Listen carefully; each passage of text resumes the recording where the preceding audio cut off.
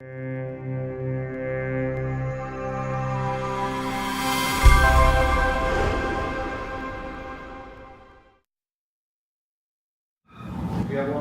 should say for the record that, when Colin talks about having a 5-second short-term memory, the only reason that I helped him out back was because I have a 10-second short-term memory. So it's about the same difficulty for me to remember this kind of thing. Twice as good. Yeah, exactly.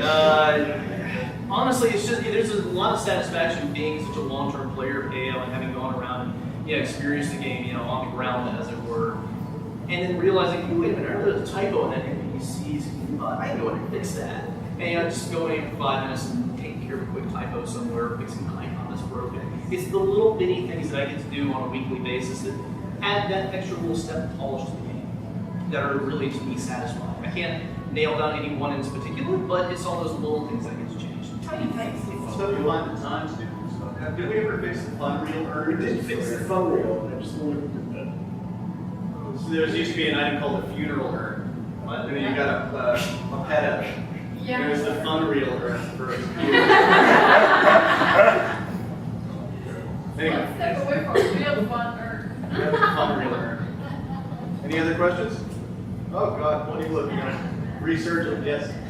Do you have any plans, or are there any plans for clan omni-neutral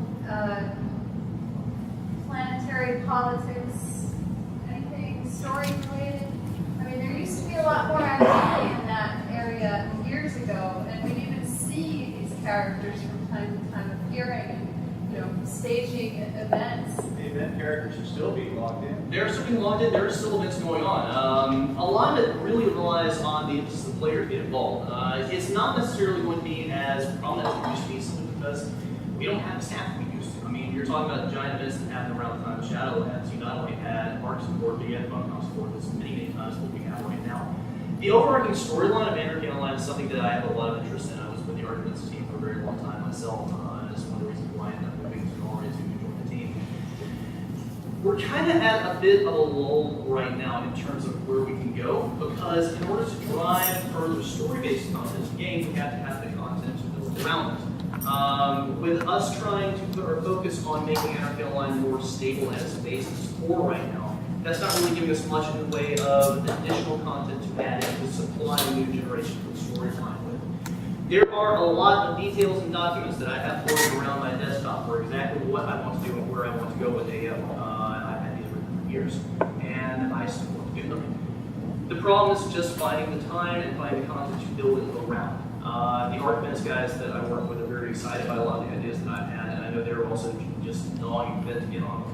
And I'm hoping that we can bring more to light as time goes on. I would like to say, just anybody here, and of course anybody out there watching from home, if you have an interest in the storyline of Anarchy Online and want to help us, the Arguments team is looking for members. We're always happy to have the people helping us out to help build and create these wonderful storylines and characters that build the world about. I would love to see more people helping us out. And if any of you guys have any interest in that, by all means, please send an application, join our Arguments team. Help us out. We can make more storylines with people. It's just a matter of finding the time and the interest. So. Talk to Brad today. Yes. Yes, sir. How do you pronounce KYR''OZC?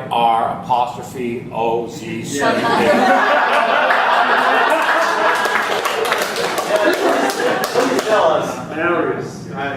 I don't know. There was apparently those names come out of some kind of Indian mythology. Those names were decided on the year that I arrived working at Funcom 7 years ago. It didn't answer the question. the best that I know of is Kirok.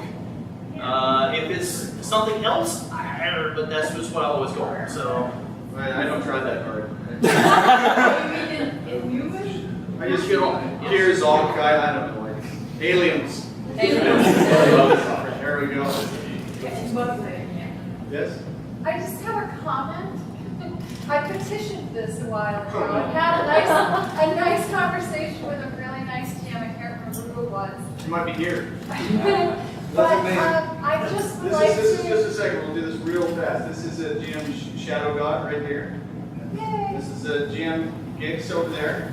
And behind GM Gigs is PJ, who actually runs the customer service department, does a fantastic job. So that's a really tough job.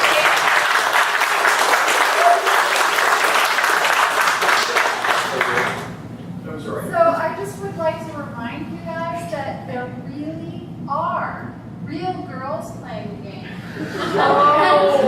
Really, truly.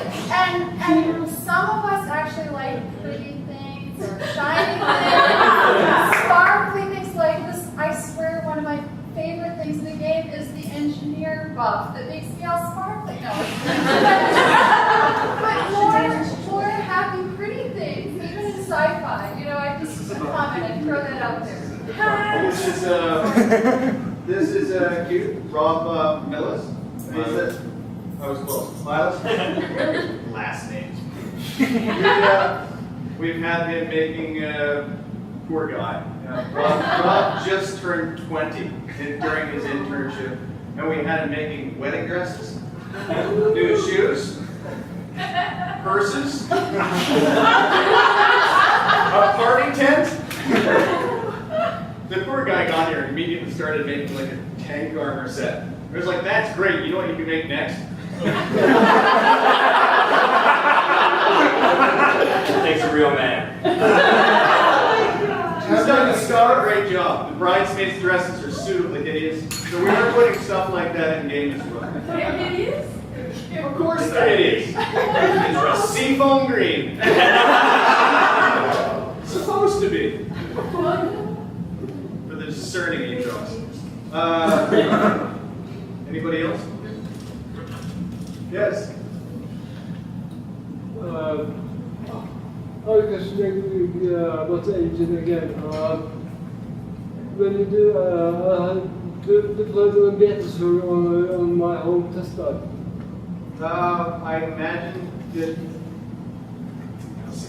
it's tough to tell. I imagine we'll have kind of regular sort of population bug hunters, that kind of thing. Will be into the new engine location first.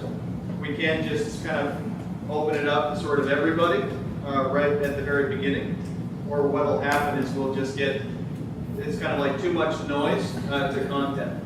It would be just thousands of comments, and it would be very difficult for us to process actual information out of that. So the first beta is going to be very limited. It won't be on test live. Yeah. Yeah. Yeah, absolutely. We know who you are. Absolutely, yeah. So close limited beta first to make sure most of the issues are taken care of. Then a larger kind of larger open beta, I would think, to make sure we've got the issues, and then it'll be migrated to the live servers. God willing, at some point, hopefully in the near future. Yes. The old obsolete content in the game. I'm sorry, I can't quite hear you. The old obsolete content, like the old weapons and stuff that nobody uses. Yeah. Is there any future plans for that before the I think most of the shop food is going to stay shop food. That's one of the difficult parts of AO in general, and for someone we're used to it, we know what we're looking for, right? But if you come in fresh and you got the weapon you started with, the first one you find, you assume it's going to be better than what you got. So you put it on and all pleased with yourself, and you run around for the next 10 levels until you meet up with another player and they look at you and go, what is that?